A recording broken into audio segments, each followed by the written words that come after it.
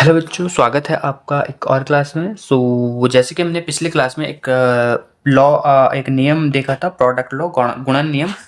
कैसे वो सॉल्व होता है, कैसे वो गुणन लॉ, कैसे वो प्रोडक्ट लॉ हमारा काम करता है, हमने वो देखा था। उसका एक एग्जांपल हमने देखा था पिछली क्लास में। मैंने आपको बोला था नेक्स्ट क्लास में हम एक और नियम पढ़ेंगे, जो कि हमारा क्वोशंट लॉ, जिसको हम हिंदी में कहते हैं भाग नियम।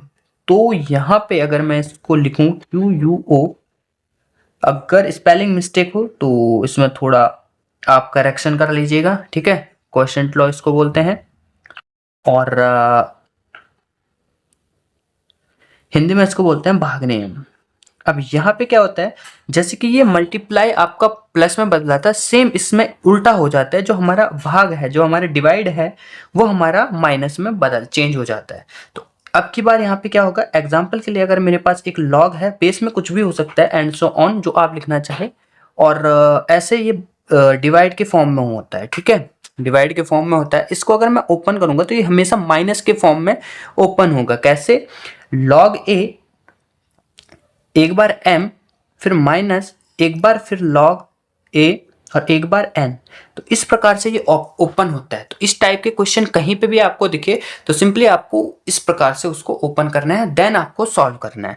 डायरेक्ट आप यहीं पे इसे सॉल्व नहीं कर सकते कि इसका डिवाइड मैंने इसमें दे दिया और हमारा आंसर निकल के आ गया। इसको पहले आपको इस फॉर्म में ओपन करना पड़ेगा, और ये जो ऊपर वाला है इसको भी आपको इस फॉर्म में यहाँ पे ओपन करना पड़ेगा, देन तब जाके आप उसको सॉल्व कर सकते हैं।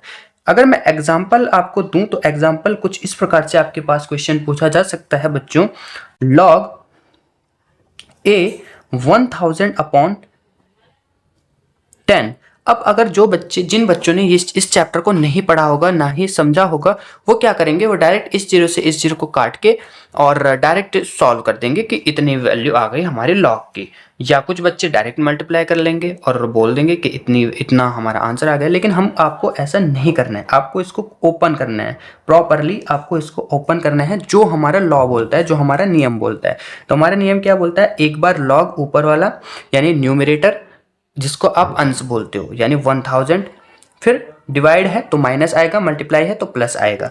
फिर एक बार डिनोमिनेटर, डिनोमिनेटर को अगर हम ओपन करेंगे, डिनोमिनेटर को अगर हम ओपन करेंगे तो ये आ जाएगा 10। अब मैंने आपको क्या कहा था, जितने जीरो उतना अंक। 1 2 3, 3 जीरो तो 3 हम यहाँ पे लिख देंगे, 1 जीरो तो 1 हम यहाँ से लिख देंगे। तो टोटल जो हमारा आंसर आए वो आ गया 2। इस प्रकार आपको इसको सॉल्व करना है, ठीक है। जिन बच्चों को ये नहीं आएगा, जो नहीं देखेंगे इस चीज को, वो नहीं कर पाएंगे इसको, मैं डेफिनेटली आपसे कह रहा हूँ, ठीक है।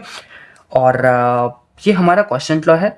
इससे पहले क्लास में हमने पढ़ा था प्रोडक्ट लॉ, और नेक्स्ट क्लास में अब हम पढ़ेंगे थर्ड लॉ, जो कि हमारा संबंधित होगा किससे, घात से संबंधित, आपके एक्सपोनेंट से संबंधित, आपके पावर से संबंधित।